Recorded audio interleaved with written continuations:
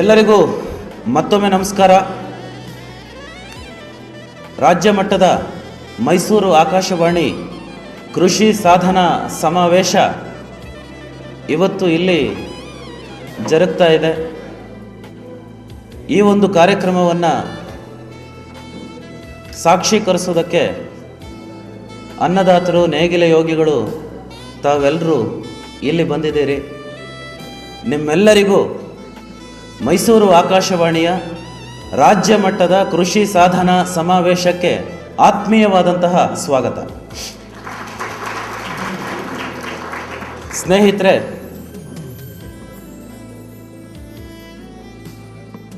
ಎಲ್ಲಿ ನೇಗಿಲು ಸುಖವಾಗಿ ಉಳುತ್ತೋ ಅಲ್ಲಿ ಇಡೀ ದೇಶ ಸಂತೋಷದಿಂದ ತುಂಬಿರುತ್ತೆ ಅಂತ ವೇದಗಳು ಹೇಳ್ತವೆ. ಕೃಷಿತೋ ನಾಸ್ತಿ ದುರ್ಭಿಕ್ಷಂ ಅನ್ನೋದು ಒಂದು ಸತ್ಯವಾದಂತಹ ಮಾತು. ಕೃಷಿ ಇದ್ದ ಕಡೆ, ರೈತ ಸಂತೃಪ್ತವಾಗಿದ್ದ ಕಡೆ, ಅನ್ನದಾತ ನೆಮ್ಮದಿಯಿಂದ ನಗ್ತಾ ಇದ್ದಂತಹ ಕಡೆ ಆ ಭೂಭಾಗಕ್ಕೆ ಯಾವತ್ತೂ ದುರ್ಭಿಕ್ಷ ಬರೋದಿಲ್ಲ. ನೋಡಿ, ಇವತ್ತು ನಾವು ರಾಜ್ಯ ಮಟ್ಟದ ಮೈಸೂರು ಆಕಾಶವಾಣಿ ಕೃಷಿ ಸಾಧನಾ ಸಮಾವೇಶವನ್ನು ಇಲ್ಲಿ ಮಾಡ್ತಾ ಇದ್ದೇವೆ. ಈ ಕಾರ್ಯಕ್ರಮಕ್ಕೆ ನೀವೆಲ್ಲರೂ ಬಂದಿದ್ದೀರಾ. ಈಗ ಈ ಕಾರ್ಯಕ್ರಮವನ್ನು ಆಶಯ ಗೀತೆ ಹಾಗೂ ರೈತ ಗೀತೆಯೊಂದಿಗೆ ನಾವು ಆರಂಭ ಮಾಡ್ತಾ ಇದ್ದೇವೆ. ಈ ಆಶಯ ಗೀತೆಯ ನಂತರ ರೈತ ಗೀತೆಯನ್ನು ಹಾಡಲಾಗುತ್ತೆ. ಆಶಯ ಗೀತೆ ಹಾಗೂ ರೈತ ಗೀತೆಯನ್ನು ಹಾಡಲಿಕ್ಕೆ ಈಗ ಬರ್ತಾ ಇದ್ದಾರೆ ಶ್ರೀಮತಿ ಜಿ ಪುಷ್ಪಲತಾ ಹಾಗೂ ತಂಡದವರು. ಬಾನುಲಿಯ ಭಾಗ್ಯದ ಸಿರಿಯಲ್ಲಿ ಕರುನಾಡ ತಾಯ್ನುಡಿಯ ಬಾನದ ನಿಗರಿಮೆಯಲಿ ಅರಿವಿನ ಬೆಳಕಿನಲ್ಲಿ ರಂಜನೆಯ ಸುದೆಯಲ್ಲಿ ಮಾಹಿತಿಯ ಮಡಿಲಿನಲ್ಲಿ ಧನ್ಯತೆಯು ಮನದಲ್ಲಿ ಭಾರತದ ಬಾನುಲಿಯ ಭಾಗ್ಯದ ಸಿರಿಯಲ್ಲಿ ಕರುನಾಡ ತಾಯ್ನುಡಿಯ ಬಾನದ ನಿಗರಿಮೆಯಲಿ ಅರಿವಿನ ಬೆಳಕಿನಲ್ಲಿ ರಂಜನೆಯ ಸುದೆಯಲ್ಲಿ ಮಾಹಿತಿಯ ಮಡಿಲಿನಲ್ಲಿ ಧನ್ಯತೆಯು ಮನದಲ್ಲಿ ಭಾರತದ ಬಾನುಲಿಯ ಭಾಗ್ಯದ ಸಿರಿಯಲ್ಲಿ. ಅರಮನೆಯ ನಗರದಲ್ಲಿ ಅರಸರ ನೆಲದಲ್ಲಿ ವೀಣೆಯ ಬೆಳಗಿನಲ್ಲಿ ವೀಳೆಯದ ಸೊಂಪಿನಲಿ. ಅರಮನೆಯ ನಗರದಲ್ಲಿ ಅರಸರ ನೆಲದಲ್ಲಿ ವೀಣೆಯ ಬೆಳಗಿನಲ್ಲಿ ವೀಳೆಯದ ಸೊಂಪಿನಲಿ. ಮಲ್ಲಿಗೆಯ ಕಂಪಿನಲಿ ಕನಸಿನ ಹೂಬಳ್ಳಿ ಹಬ್ಬಿದುದು ಹಿಗ್ಗಿನಲಿ ಬಾನ ಅಂಗಳದಲ್ಲಿ. ಹಬ್ಬಿದುದು ಹಿಗ್ಗಿನಲಿ ಬಾನ ಅಂಗಳದಲ್ಲಿ. ಭಾರತದ ಬಾನುಲಿಯ ಭಾಗ್ಯದ ಸಿರಿಯಲ್ಲಿ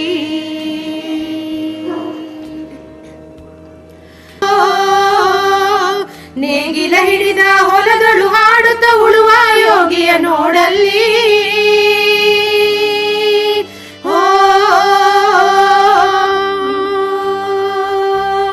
ನೇಗಿಲ ಹಿಡಿದ ಹೊಲದಳು ಹಾಡುತ್ತ ಉಳುವ ಯೋಗಿಯ ನೋಡಲ್ಲಿ.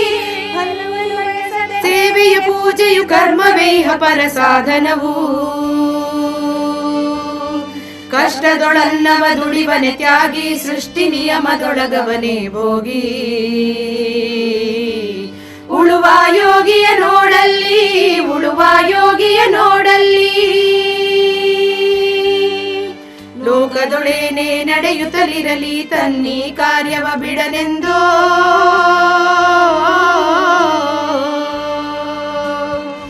ರಾಜ್ಯಗಳಡಿಸಲಿ ರಾಜ್ಯಗಳಳಿಯಲಿ ಹಾರಲಿ ಗದ್ದುಗೆ ಮಕುಟಗಳು. ಮುತ್ತಿಗೆ ಹಾಕಲಿ ಸೈನಿಕರೆಲ್ಲ, ಮುತ್ತಿಗೆ ಹಾಕಲಿ ಸೈನಿಕರೆಲ್ಲ. ಬಿತ್ತುಳುವುದನವ ಬಿಡುವುದೇ ಇಲ್ಲ, ಬಿತ್ತುಳುವುದನವ ಬಿಡುವುದೇ ಇಲ್ಲ. ಉಳುವ ಯೋಗಿಯ ನೋಡಲ್ಲಿ, ಉಳುವ ಯೋಗಿಯ ನೋಡಲ್ಲಿ. ಬಾಳಿತು ನಮ್ಮಿ ನಾಗರಿಕತೆ ಸಿರಿ ಮಣ್ಣು ನೇಗಿಲಿನಾಶ್ರಯದಿ.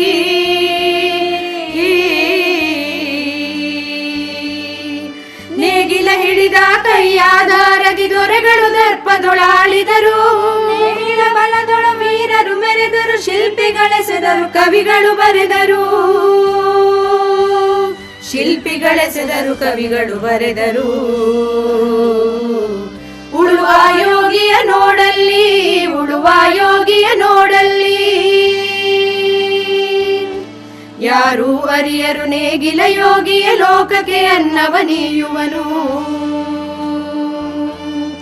ಹೆಸರನ್ನು ಬಯಸದೆ ಅತಿ ಸುಖ ಕಳೆಸದೆ ದುಡಿವನು ಗೌರವ ಕಾಶಿಸದೆ. ನೇಗಿಲ ಕುಲದೊಳಗಡಗಿದೆ ಕರ್ಮ, ನೇಗಿಲ ಮೇಲೆ ನಿಂತಿದೆ ಧರ್ಮ, ನೇಗಿಲ ಮೇಲೆ ನಿಂತಿದೆ ಧರ್ಮ.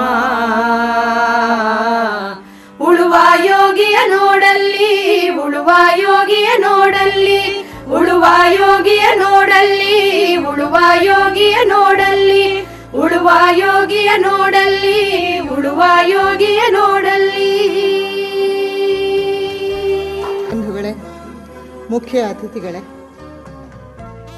ಸಹೃದಯ ಸಭಾಸದರೇ, ಮಾಧ್ಯಮ ಪ್ರತಿನಿಧಿಗಳೇ, ಮೈಸೂರು ಆಕಾಶವಾಣಿಯ ಅಮೃತ ಮಹೋತ್ಸವ ವರ್ಷದಲ್ಲಿ ಮೈಸೂರು ಆಕಾಶವಾಣಿಯ ಕಾರ್ಯಕ್ರಮ ನಿರ್ಮಾಪಕರ ಸಂಘದವರು ಏರ್ಪಡಿಸಿರುವ ಈ ಒಂದು ರಾಜ್ಯ ಮಟ್ಟದ ಕೃಷಿ ಸಮಾವೇಶಕ್ಕೆ ತಮಗೆಲ್ಲ ಹೃತ್ಪೂರ್ವಕವಾದ ಸ್ವಾಗತ.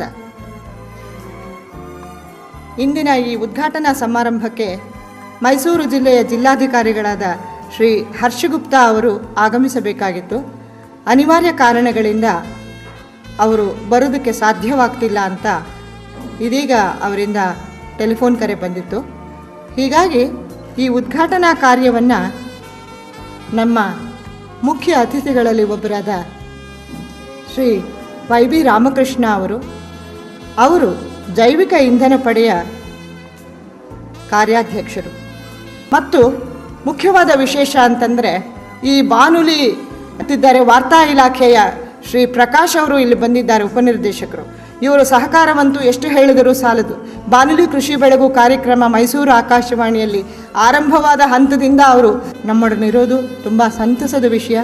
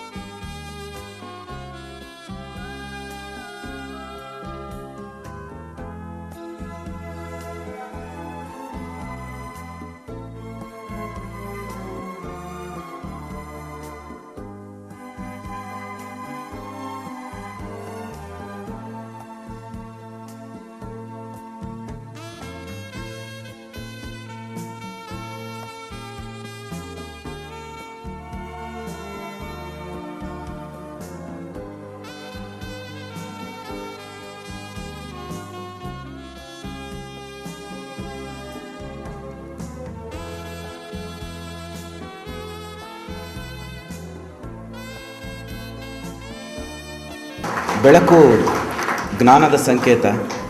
ಹೊರಗಿನ ಬೆಳಕಷ್ಟೇ ಅಲ್ಲ, ನಮ್ಮ ಅಂತರಂಗದಲ್ಲೂ ಕೂಡ ಬೆಳಕಿರಬೇಕು.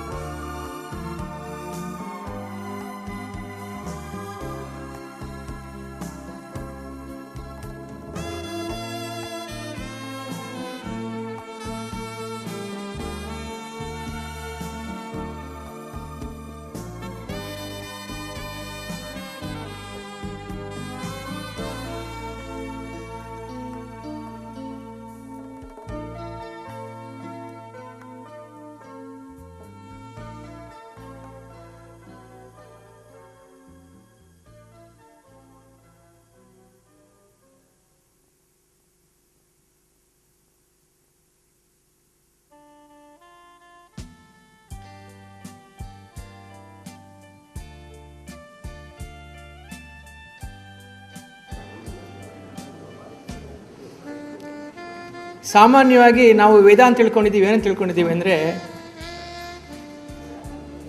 ಯಾರೋ ಒಬ್ಬರು ಬ್ರಾಹ್ಮಣರು ಪೂಜಾರಿಗಳು ಬರ್ತಾರೆ, ಮನೇಲಿ ಏನೋ ಗಂಟೆ ಆಡಿಸ್ತಾರೆ, ಮಂತ್ರ ಓದಿಸ್ತಾರೆ, ಏನೋ ಪೂಜೆ ಮಾಡ್ತಾರೆ, ನಾವು ಅವ್ರಿಗೆ ದಕ್ಷಿಣೆ ಕೊಡ್ತೀವಿ, ಮನೆಗೆ ಕಳಿಸ್ಬಿಡ್ತೀವಿ ಅಷ್ಟೇ. ಇನ್ನು ಕೆಲವರಿಗೆ ವೇದ ಅಂದರೆ ಯಾವುದೋ ಕಂತೆ ಪುರಾಣ ಕಣೋ ಅಂತ. ಇನ್ನು ಕೆಲವರಿಗೆ ವೇದ ಅನ್ನೋದನ್ನು ಓದೋದ್ರಿಂದ ನಮಗೆ ಹೊಟ್ಟೆ ಪಾಡಾಗಲ್ಲ ಅಂತ. ಈ ಪರಿಸ್ಥಿತಿಯನ್ನು ನಾನು ನನ್ನ ಬಾಲ್ಯ 5 ವರ್ಷದಿಂದ ನೋಡ್ತಾ ಇದ್ದೀನಿ. ನಾನಿವತ್ತು 55 ವರ್ಷ.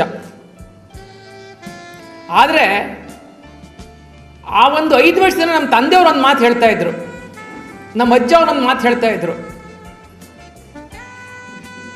ವೇದದಲ್ಲಿ ಇಲ್ಲದೆ ಇರೋದು ಪ್ರಪಂಚದಲ್ಲಿ ಇಲ್ಲ ಅಂತ.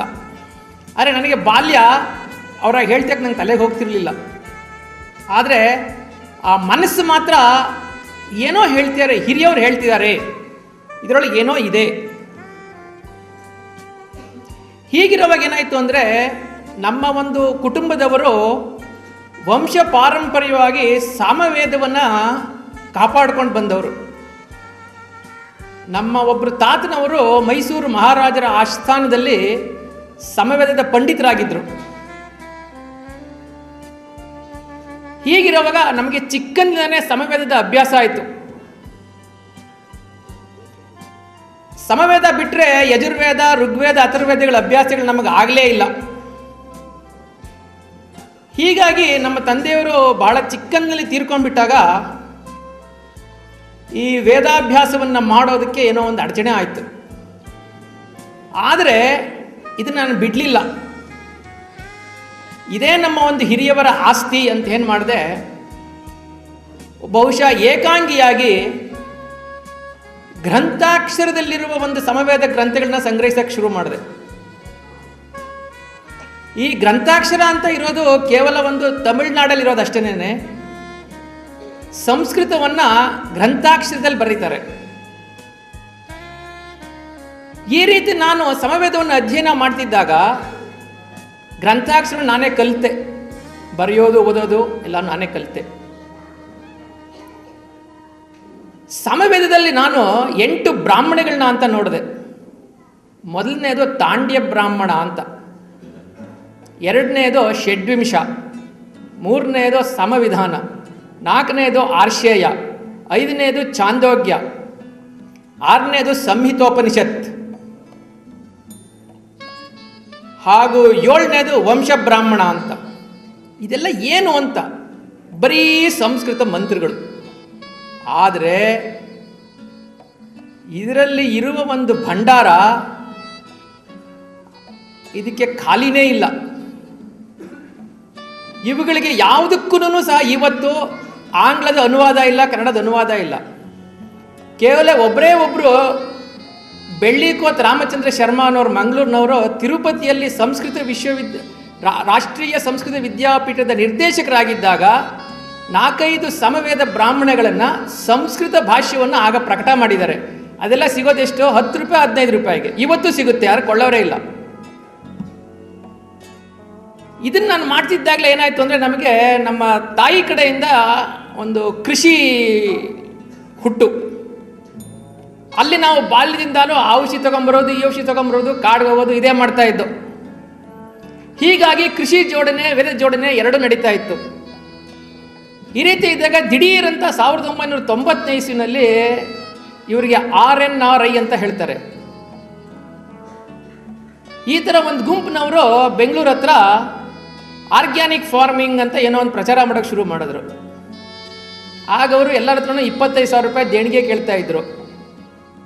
ಸರಿ, ಏನು ದೇಣಿಗೆ ಕೇಳ್ತಾರೆ ನೋಡೋಣ ಅಂತ ಹೋದರೆ ಅವ್ರು ಹೇಳ್ತಿದ್ದೇನಪ್ಪ ಅಂತಂದರೆ, ಸಗಣಿ ಗೊಬ್ಬರ ಹಾಕಿ ಗಂಜಲ ಹೊಡೀರಿ, ಅದು ಹೊಡೀರಿ, ಇದು ಹೊಡೀರಿ ಅಂತ. ನನಗಿವರು ಏನೋ ಇವರು ನಮ್ಮನ್ನು ಮೋಸ ಮಾಡೋಕ್ಕೆ ಹೊರಟಿದ್ದಾರೆ, ನಾವು ಮಾಡ್ತಿರೋದೇ ಇದು, ಇವರೇನು ಹೊಸದೇನು ಹೇಳೋದು ಅಂತ. ನಾನು ಅವ್ರನ್ನ ಕೇಳಿದೆ, ಇದೆಲ್ಲ ನಾವೆಲ್ಲ ನೋಡ್ತಿರೋದು, ಅನುಭವಿಸ್ತಾ ಇರೋರು, ನೀವು ನಮ್ಗೆ ಹೇಳೋದೇನು ಬಂತು, ಹೊಸದ್ರೊಳಗೆ ಏನಿದೆ ಅಂದೆ. ನೀವು ಇಂಗ್ಲೀಷಲ್ಲಿ ಹೇಳ್ಬಿಟ್ರೆ ನಾವು ಒಪ್ಕೊಂಡ್ಬಿಡ್ತೀವ ಅಂದೆ ನಾನು. ಅಲ್ಲಿದ್ದವರೆಲ್ಲರೂ ಇಂಡಿಯನ್ ನ್ಯೂಸ್ ಆಫ್ ಸೈನ್ಸಲ್ಲಿದ್ದ ಖ್ಯಾತ ನಾಮರು, ಎಲ್ಲರೂ ಒಳ್ಳೊಳ್ಳೆ ಅಮೆರಿಕಾದಲ್ಲಿ ಒಳ್ಳೊಳ್ಳೆ ಹುದ್ದೆನಲ್ಲಿದ್ದವರು. ಅಲ್ಲಿ ನಾನೊಬ್ಬನೇ ಈ ರೀತಿ ಇರೋನು. ಸಹಸ್ರ ವರ್ಷ ಸಂಗ್ರಹ ಅಂತ ಅಂದ್ರೆ ಒಬ್ಬ ಯಜಮಾನ ಸತ್ತರೆ ನನಗೆ ಈ ನಾಗ್ಪುರ ಹತ್ರ ಒಬ್ಬರು ಮಿತ್ರ ಸಿಕ್ಕರು. ಅವ್ರು ನಮ್ಮೂರಿಗೆ ಬನ್ನಿ ಅಂದ್ರು. ಹೋದಾಗ ಅವರು ಅಲ್ಲಿ ಖ್ಯಾತ ಸಾವಯವ ಕೃಷಿಕರವರು, ಖ್ಯಾತ ನಾಮರು. ದುಡ್ಡು ಕೊಡ್ತೀವಿ ಅಂತ ಜಮೀನು ಕೊಟ್ಟರು. ಆ ಜಮೀನ್ ನನಗೆ ಜಮೀನೇ ಇಲ್ಲ ಇವತ್ತು. ನಾನು ಆ ಜಮೀನ್ ನನಗೆ ಬಹಳ ಒಂಥರ ಅತ್ಯಂತ ಸಹಾಯಕವಾಗಿದೆ. ಅಲ್ಲಿ ಕೃಷಿ ಮಾಡಬೇಕು ಅಂತ ನನಗೊಂದು ಹುಚ್ಚಿಡಿತು. ಎಲ್ಲ ನಾನೇ ಮಾಡೋದು. ಇದನ್ನ ಯಾವಾಗ ಹಾಕಿದ್ನೋ ವೈರಸ್ ರೋಗ ಎಲ್ಲ ಒಂದೇ ದಿನದಲ್ಲಿ 2 ದಿನ. ಅವ್ರು ಯಾರು ಅಂತ ನಾನ್ ನೋಡಿಲ್ಲ, ದೇಶ ಗೊತ್ತಿಲ್ಲ, ಏನೂ ಗೊತ್ತಿಲ್ಲ. ದೇಶಾಂತರದಲ್ಲಿ ಒಂದು ಕೆಲಸ ಸಿಕ್ತು ನನಗೆ. ಆರ್ಗ್ಯಾನಿಕ್ ತಗೊಂಡೆ, ಧೈರ್ಯವಾಗಿ ತಗೊಂಡೆ. ಅಲ್ಲಿ ರಾಸಾಯನಿಕನೂ ಅದು ಪರಿಹಾರ ಆಗಿಲ್ಲ. ಈ ತರ ಪರಿಸ್ಥಿತಿಯಲ್ಲಿ ಏನಾದ್ರು ಮಾಡ್ಬೇಕು ಅಂತ ಹೊರಟಾಗ ಏನ್ ಮಾತ್ರ ನಾನು ನೋಡಿರ್ಲಿಲ್ಲ, ಬಳಸಿರ್ಲಿಲ್ಲ. ಮಾಂಸ ಸಿಗೋದು ಬಹಳ ದುರ್ಗಂಧ. ಮತ್ತೆ ಈ ಲೇಬರ್ ಕ್ವಾರ್ಟರ್ಸ್ ಅಂತಾರೆ, ಅಲ್ಲಿ ಸುತ್ತಮುತ್ತ ಸೊಳ್ಳೆ ಹುಟ್ಟಲ್ಲ, ಅದಕ್ಕೂ ಇದನ್ನೇ ಹೊಡೆದು. ಸೊಳ್ಳೆ ಗಡ್ಡ ಇಲ್ಲ. ಇದು ನನಗೊಂದು ದೃಢವಾದ ನಂಬಿಕೆ ಬಂತು. ನಾವೀಗ ಕೃಷಿಯಿಂದ ಈ ಒಂದು ತ್ಯಾಜ್ಯ ವಸ್ತುವಿಂದ ಎಷ್ಟು ಎಕರೆ ಬೇಕಾದ್ರೂ ನಾವು ಮಾಡಬಹುದು. ಆರ್ಗ್ಯಾನಿಕ್ ಅಂತ 2006 ಮುಗಿತು, 2000 ಇನ್ನೂ ಎಕರೆ ಇಟ್ಟಾಗಿದೆ. ನನಗೆ ಅಲ್ಲಿ ಬಿಟ್ಬಿಡ್ಬೇಕು ಅಂತ ಆಸೆ, ಬಿಡಕ್ಕೆ ಆಗ್ತಾ ಇಲ್ಲ. ಆಯುರ್ವೇದದಲ್ಲಿ ಹೇಳ್ತಾರೆ, ನಮ್ಮ ಹಿರಿಯವರು ತಂತ್ರಜ್ಞಾನವನ್ನು ಇಟ್ಟಿದ್ದಾರೆ. ಆದರೆ ಆ ಹಿಂದಿನ ಕಾಲದಲ್ಲಿ ಸಕ್ಕರೆ ಕಾರ್ಖಾನೆಗಳ ತ್ಯಾಜ್ಯ, ಸ್ಪೆಂಟ್ ವಾಶ್ ಅಂತಾರೆ, ಕಸಾಯಿಖಾನೆ ತ್ಯಾಜ್ಯಗಳು ಮಹಾ ರೋಗ ಕೊಡುತ್ತೆ ಅಂತಾರೆ. ಇಷ್ಟರ ನಡುವೆ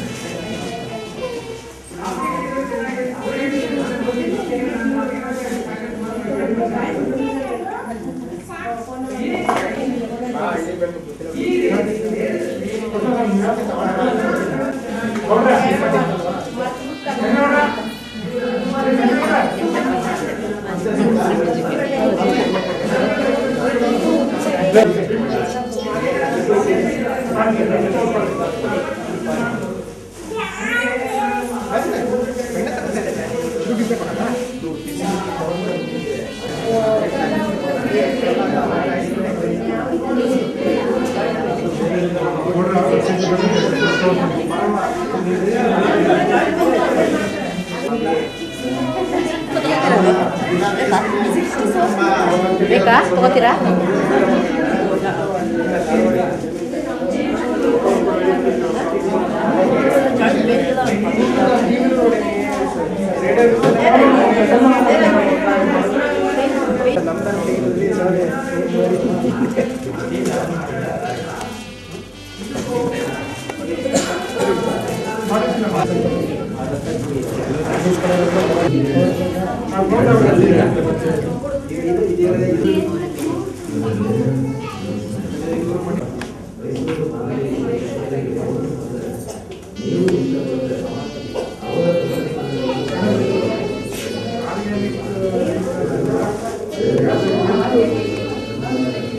ನನಗೆ ತುಂಬ ಹೆಮ್ಮೆ ಅನಿಸುತ್ತೆ. ನಾವು ಮೈಸೂರು ಆಕಾಶವಾಣಿಗಿಂತ ಮುಂಚಿನಿಂದಲೂ ಕೂಡ ಸಾವಯವ ಕೃಷಿಯ ಬಗ್ಗೆ ಕಾರ್ಯಕ್ರಮ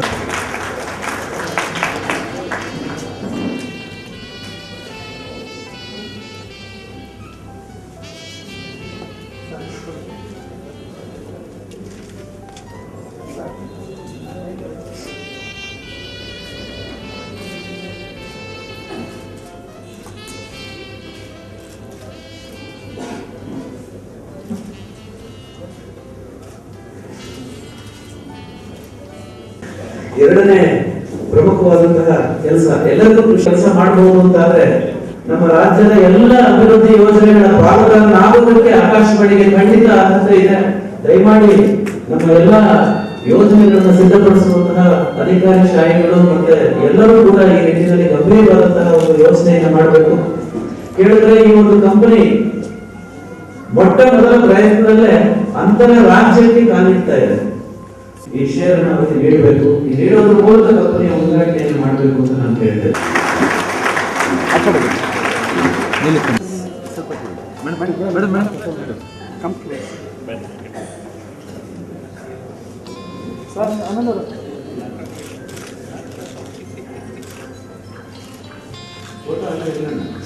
ಗ್ರಾಹಕರ ಪರವಾಗಿ ಶ್ರೀಯುತ ಕೆ.ಎನ್. ಶಿವಸ್ವಾಮಿ ಅವರು ಕಂಪನಿಯ 2ನೇ ಶೇರ್ ಅನ್ನ ಸ್ವೀಕರಿಸಬೇಕು ಅಂತ ಹೇಳಿ ನಾನು ಗ್ರಾಹಕರ ಪರವಾಗಿ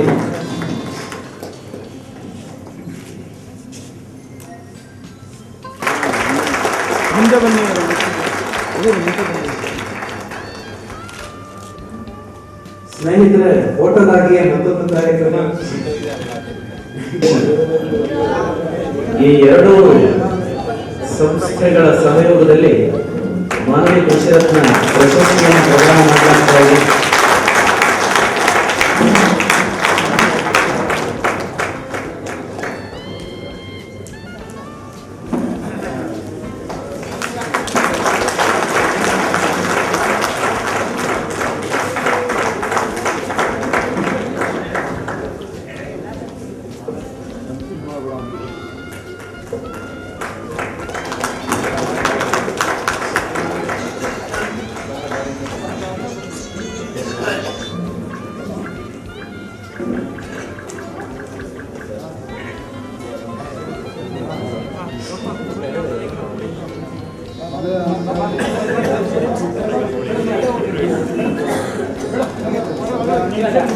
ನೇಗಿಲ ಯೋಗಿ ದಂಪತಿಗಳಿಗೆ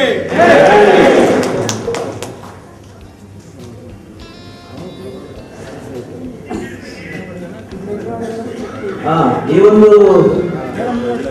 ಬಾನುಲಿ ಕೃಷಿ ರತ್ನ ಪ್ರಶಸ್ತಿಗೆ 5,000 ರೂಪಾಯಿ ನಗದು ಬಹುಮಾನ ಮತ್ತೆ ಪ್ರಶಸ್ತಿ ಫಲಕ, ಈ 2ನ್ನು ಕೂಡ ವಿಶ್ವೇಶ್ವರಯ್ಯ ಡೆವಲಪ್ಮೆಂಟ್ ಆರ್ಗನೈಸೇಷನ್ ಮೈಸೂರು ಇವರ ವತಿಯಿಂದ ಈ ಒಂದು ಹಾಗೂ ಸಂಭಾವನೆ, ನಗದು ಸಂಭಾವನೆಯನ್ನು ನೀಡಲಾಗ್ತಾ ಇದೆ. ನಮ್ಮ ಜೊತೆ ನಿರಂತರವಾಗಿ ಶ್ರಮಿಸಿರುವಂತಹ 9 ಜನ, ಬಹಳ ಖುಷಿ ಆಯ್ತು ನಮ್ಗೆ. ಎಂತ ದೊಡ್ಡ ಇಲಾಖೆ ನಮ್ಮ ಜೊತೆ ಸೇರ್ಕೊತಾ ಇದೆಯಲ್ಲ ಅಂತ. ಜಂಟಿ ಕೃಷಿ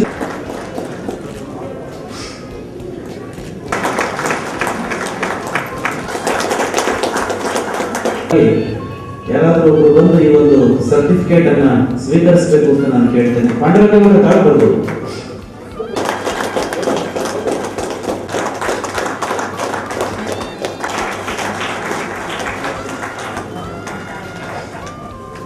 ಸೆಂಚುರಿಯನ್ನು ಬಾರಿಸಬೇಕು ಅಂತ ನಮ್ಮ ಆಶಯ.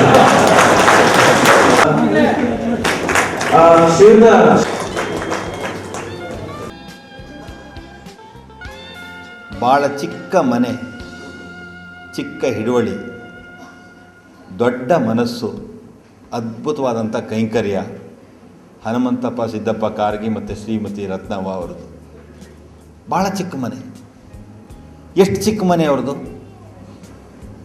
ಒಂದು ಡೈನಿಂಗ್ ಹಾಲ್ ಇದೆ, ಒಂದು ರೂಮ್ ಇದೆ, ಒಂದು ವರಾಂಡ ಇದೆ, ಒಂದು ಬೆಡ್ರೂಮ್ ಇದೆ, ಒಂದು ದೇವ್ರ ಮನೆ ಇದೆ, ಒಂದು ಬಾತ್ರೂಮ್ ಇದೆ.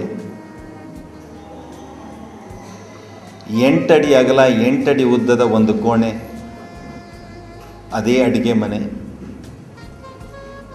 ಅದೇ ದೇವರ ಮನೆ, ಅದೇ ವಾಸದ ಮನೆ, ಅದೇ ಊಟದ ಮನೆ.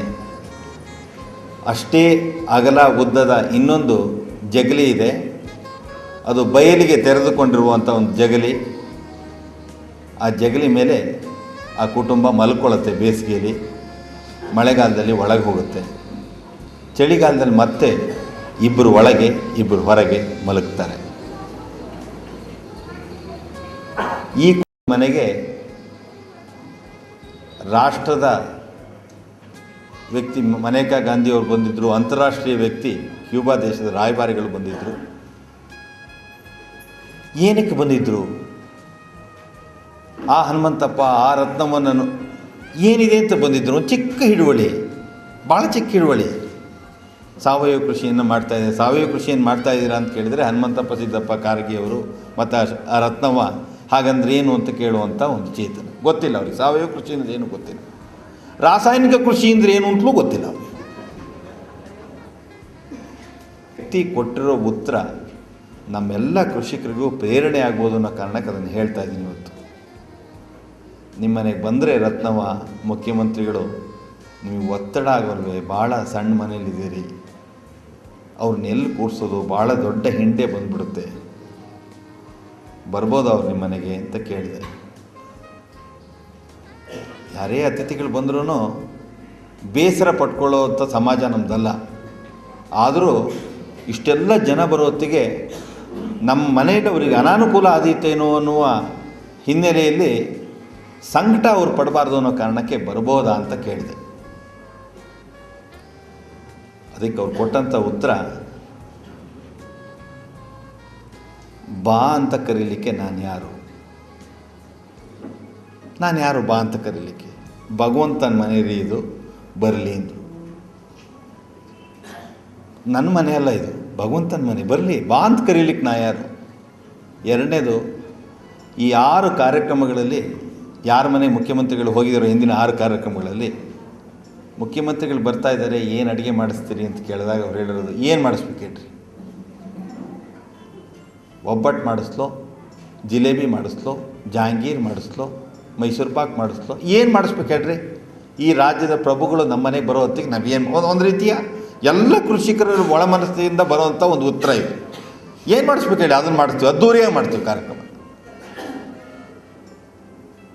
ರತ್ನವ್ವ ಹನುಮಂತಪ್ಪ ಹೇಳಿದ್ದೇನು ಗೊತ್ತಾ?